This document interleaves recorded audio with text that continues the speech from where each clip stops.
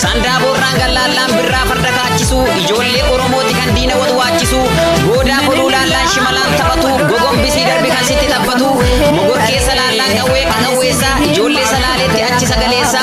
wallaggammoo deemnaan kilaashiin baroodee sii jiranaa jirta jabaadhu yaa koodee booranaa fi gujii warra walloo raayyaa kuffistee kufti keenya ilmaan aayyaa arsii baaleef jimma deemnaan jaalalaa sisimuu seenaa ijoollee Oromoo maal jedhe sitti watti yaabe ijoollee warqitu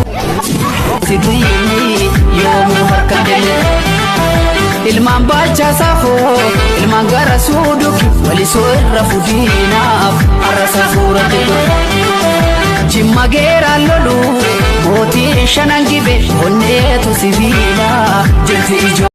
Sanda borraan galaalaan birraa farda kaachisu ijoollee Oromooti kan diina wal waachisu goodaa kolulaalaan shimalaan taphatu gogombisii darbi kan sitti taphatu mogor keessa laalaan qawwee qawweessa ijoollee salaaleetti achi sagaleessa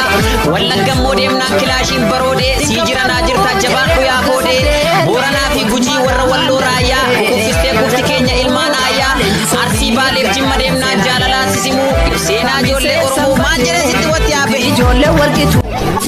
Sidini yomu harkadele ilman bacha safo ilman gara suduki wali soirra fudina arasa surate